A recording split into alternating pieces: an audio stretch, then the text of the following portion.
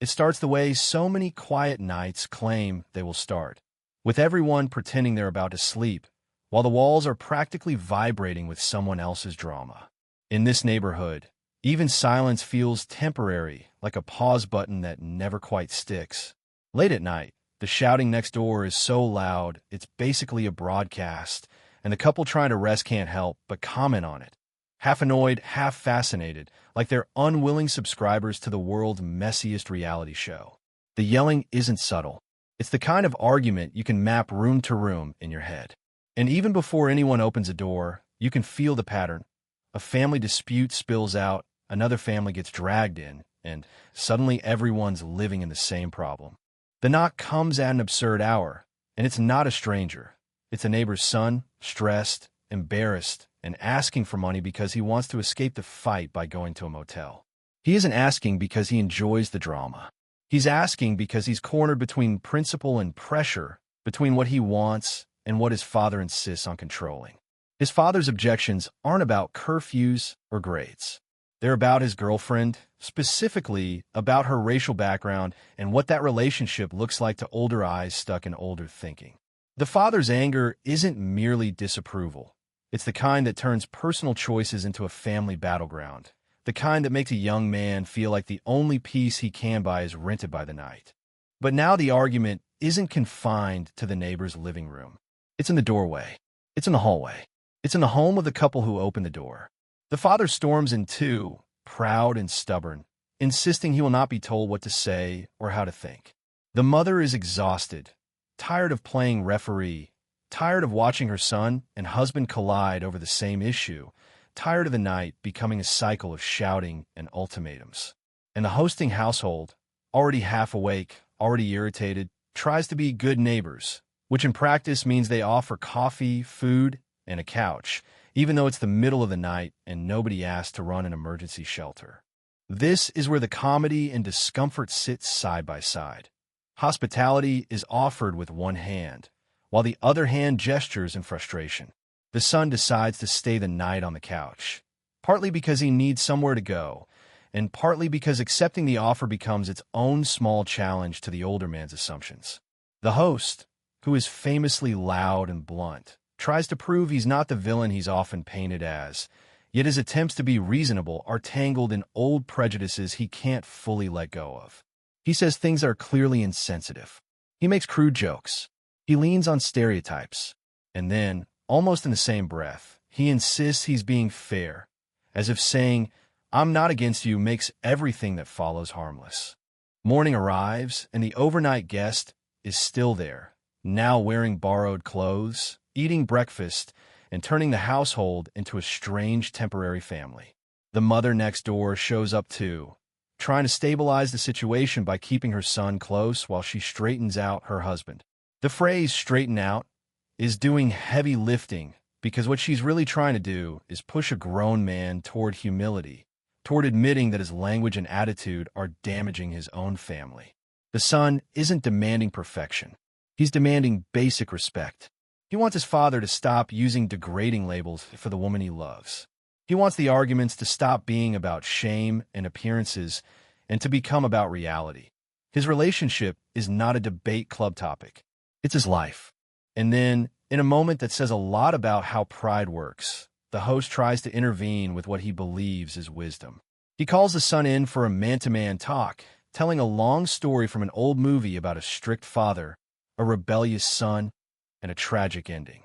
He's trying to sound profound, trying to make the point that fathers and sons shouldn't let stubbornness become a permanent wound. It's clumsy, but it's sincere in its own odd way. He's basically saying, "Go home. Don't let this drag out." The son listens politely, even affectionately, and then twists the lesson in the most literal way possible, treating the story like a warning that if his father doesn't change, the conflict will become permanent. The host thinks he's solved something, only to realize he's been outmaneuvered by the very person he tried to advise. Eventually, the father comes over, pushed by the practical reality that his son is next door, living under someone else's roof. Pride hates that image. Pride hates the idea that the neighbors are feeding your child and giving him a bed while you stand in your own house acting like you don't even have a son.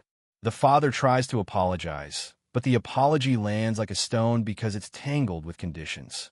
He starts to soften, then immediately adds a sentence that reveals he's still measuring everything through prejudice and fear. The son, hearing that, doesn't explode. He simply decides the conversation isn't ready. In that moment, quiet refusal forces the father to see what his words are costing him. The reconciliation happens not because everyone suddenly becomes enlightened, but because the pressure of losing family finally outweighs the comfort of being right. It's imperfect peace, but it's peace. That first storyline sets the tone for the next. The neighborhood is a laboratory where social tensions don't appear as abstract theories. They show up in kitchens, workplaces, and living rooms, carried by ordinary people who think they're simply living life. Soon the focus shifts to a friend of the family, an adult woman who's lonely, looking for work, and trying to rebuild her sense of purpose. The household's patriarch offers help, and it comes with the usual mix of ego and control. He wants credit for being generous. He wants the authority to decide what kind of help is acceptable, and he wants the world to applaud him without requiring him to rethink anything. When the woman gets hired, it should be a clean win. Instead, it becomes another crisis because she's not hired for a quiet clerical role that keeps everything familiar. She's hired for physically demanding work, trained on equipment, placed among men who are not prepared to share space, status, or comfort. The men at the job react like the workplace has been invaded. They call her a troublemaker just for existing. They complain they can't be themselves, as if basic respect is a muzzle. A petition appears, an effort to push her out, and suddenly the same patriarch who helped her get the job becomes trapped. If he supports her, he risks his standing with the men. If he abandons her, he exposes his help as performative. Here the story gets sharp. It shows how discrimination isn't always loud slurs. It's systems, alliances, and the unspoken rules of who is allowed to belong. The company leadership, concerned about government scrutiny and equal opportunity expectations, wants the woman to stay. Their motivation isn't purely moral, it's also practical.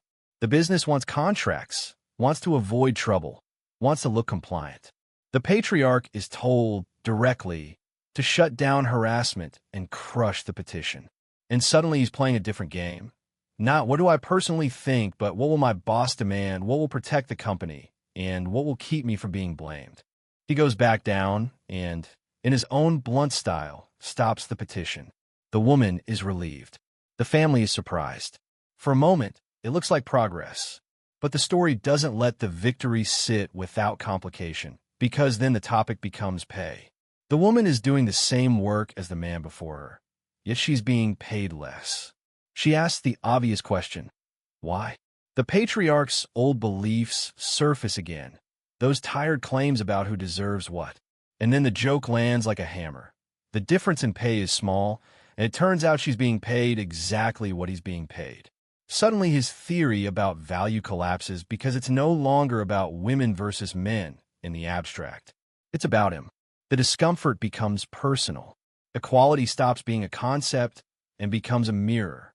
From there, the story pivots again into domestic anxiety, this time around life, death, and the future. A funeral triggers a conversation about how quickly people vanish, how families fracture, how parents can give everything and still feel unappreciated. It's not sentimental. It's blunt, sometimes insensitive, sometimes strangely honest. The older man fears being forgotten. The younger generation is cynical about the world. That cynicism spills into the marriage upstairs, where the young couple argues about whether to have children at all. The wife wants a baby, partly from love, partly from identity, partly from the instinct to build a future. The husband refuses, not because he hates children, but because he's terrified of what kind of world they'd be born into. He lists fears about pollution, social instability, and the sense that modern life is becoming unsafe and unpredictable. The argument stings because it reveals something deeper than the topic itself. The wife feels that the dream she thought they shared was never fully shared. The husband believes he's being responsible. She experiences it as betrayal. They fight through ideals, but what's really on the table is trust. Can you build a family if you don't agree on what hope looks like? Can you promise a future if you're convinced the future is collapsing? Even the household's older couple gets pulled into it, commenting from downstairs, projecting their own desires onto the debate, especially the longing to become grandparents, to relive joy through the next generation, to imagine holidays and laughter and continuity. The fear of not having grandchildren becomes their own quiet grief. And then, as if the neighborhood hasn't had enough chaos, the next domestic event arrives: a party. A simple home gathering meant to sell household products becomes a stage for nerves, social awkwardness, and one more major crisis, because the patriarch of the household disappears. He's supposed to be out of town at a lodge convention. He's supposed to call. He doesn't. The daughter panics. The wife tries to host the party while swallowing fear. Guests arrive, introductions happen, jokes are told, and beneath it all runs the same question like a siren. Where is he? The party becomes a surreal contrast. Smiling faces and sales pitches on the surface, dread underneath. The hostess practices her welcoming speech, obsessing over her hands, over timing, over tiny details, because focusing on small, controllable things is sometimes the only way to survive big, uncontrollable fear. The sales representative treats the products like a romantic adventure. The guests chat. Someone translates for a spouse. People try to keep it light. But the missing man is the gravity pulling everything down. Calls are made. Messages are exchanged. The daughter's imagination spirals toward worst-case scenarios. The son-in-law tries to force rationality, insisting that worry without proof is useless. Their argument becomes a fight about emotion versus logic, love versus detachment, the right way to respond when your world feels shaky. By the end of this stretch, the neighborhood has essentially served three intense portraits of conflict: the family torn by prejudice and pride, the workplace tested by equality and backlash, and the household strained by fear, uncertainty, and the fragile performance of everything is fine, while something feels deeply wrong. The brilliance of it is that none of these conflicts are presented as distant. They are not grand speeches on a podium. They are coffee in a kitchen at 1 a.m., a petition on a loading dock, a nervous hostess rehearsing a line while her heart is elsewhere. It's messy, human, sometimes funny, sometimes uncomfortable, and always revealing. The real drama isn't only what people say. They show you who they are by what they refuse to let go of, and what they're willing to change when the cost becomes too high.